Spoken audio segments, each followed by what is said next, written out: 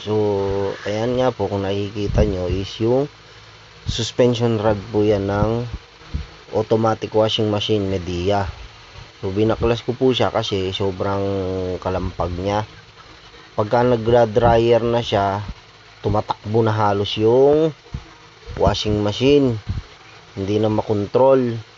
Kaya ako po siya binakbak. Ayan, kung nakita nyo, sobrang simple lang naman yung tanggalin. Ayun po yung pinaka mounting nya. So may kahit sino kaya ikabit yan tsaka tanggalin.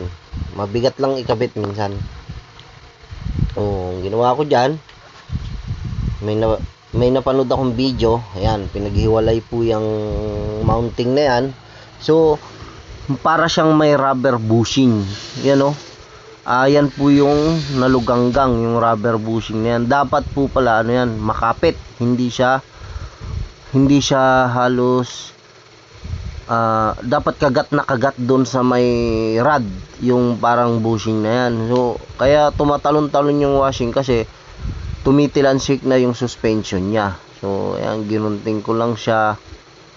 Hindi na balance yung pag umikot yung dryer, hindi na balance yung suspension rod. Umorder na kasi kami ng bago, 2 months pa darating. So naghanap ako ng alternate na pamamaraan. So ayan, tinesting ko nga yan kung paano i-repair yung suspension rod. Yan, meron yung puzzle na kasing kapal ng suspension rod. Yun po yung ginamit ko. Ayan, no. So ipantay lang siya, tapos yan, i-trim lang. Kahit hindi na siya bilog, kahit kudrado lang, kasi bibilog naman siya pag nasakal dun sa ano. Yan, gupitin mo siya sa gitna. Dapat matamaan mo yung gitna. Ayan, yan, katulad na nakikita nyo sa video. Yan. Then ipapalaman natin ulit dun yan dun sa ayan, sa may rod, para maging makapit uli siya. Hindi siya tatalbog-talbog. Dapat hindi siya tumatalbog-talbog yang mismong ano na yan.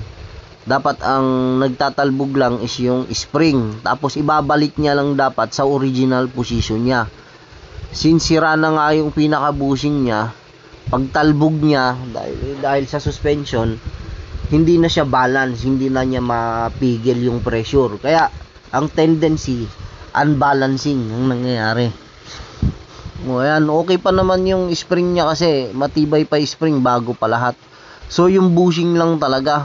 Wala naman kasing nabibili na bushing na ganyan eh. So ayan, lagyan natin ng grasa. Yung grasa meron talagang para dyan. So since wala akong grasa na literally na pang yung waterproof, yan na lang yung ginamit ko. Madali lang naman siyang anuhin, sa totoo lang.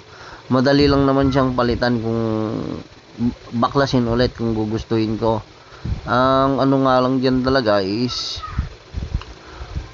kailangan ko siyang magamit. Since 2 months pa yung ni-request ko na suspension rod na bago. Gaano katagal yon? So 2 months kung hindi magagamit.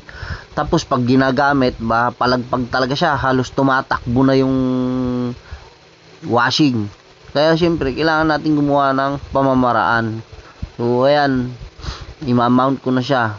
O yan yung mga pinalitan natin. O 4 yan.